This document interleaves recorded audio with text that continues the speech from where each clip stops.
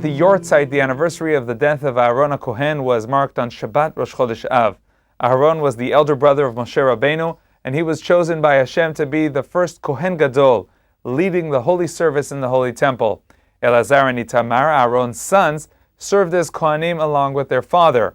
Aharon was buried outside of the land of Israel at Hor HaHar, and so his Yahrtzeit is commemorated annually at the gravesites of his sons, gravesites which are located in the middle of an Arab-populated village.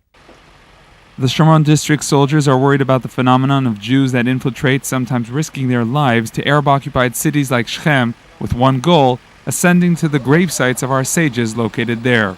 The Jewish leaders of the Shomron are constantly holding dialogue with the security establishment to allow the entry of Jews to these locations. From time to time, the army approves, coordinates, and secures the event.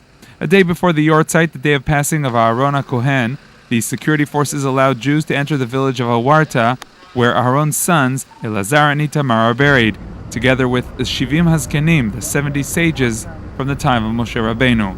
After the forces deploy in the village, the first car comes to install lighting and prepare the location for the tefillah, the prayer. Before coordinating logistics, there's time to stop and see the condition of the holy site. Arabic graffiti and the desecration remind us of the hostility and the danger of arriving here regularly.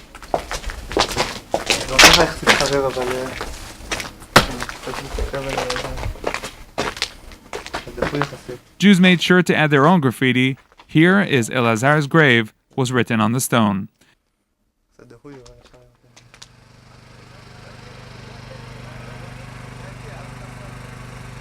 Meanwhile, the electricity is being connected and the gravestones are covered in order to give the tombs the honorable look they deserve.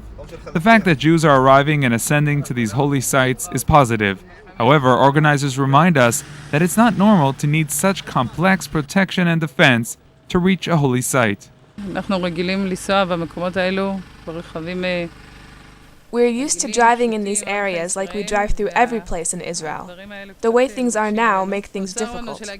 We are sad that the nation cannot come simply and easily to pray at the tombs of Elazar and Itamar. We are sad to see the situation of the tombs.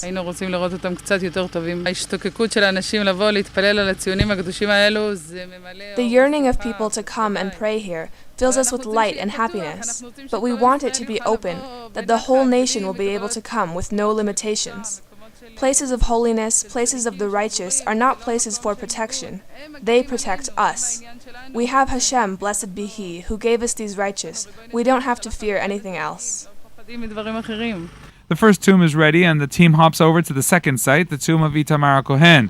The first buses arrive, there's food and beverages for everyone, and in a minute, the whole area becomes a bustling site of prayer.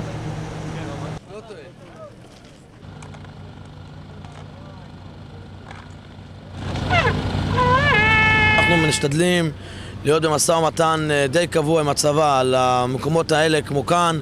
We try to hold a constant dialogue with the army regarding sites like this one, Yoshua's tomb in Kefa'el Kares, and Yosef's tomb in Shechem.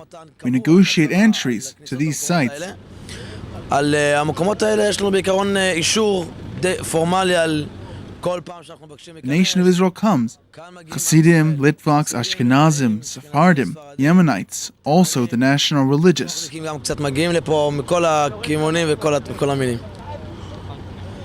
Since he became the head of the Shomron Council, Gershon Mesika joins every coordinated and authorized ascent to the holy sites in his council's area. He is not surprised by the amount of participants, and so today he promises to be consistent and strive to achieve regular Jewish presence in the holy places. The whole nation of Israel connects. These are our ancestors, ancestors of the Shomron residents, as well as of the residents of Central Israel, and I'm happy that everyone connects to these places.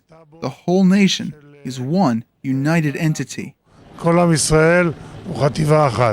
As we leave the location, we understand that this is just the beginning of the night.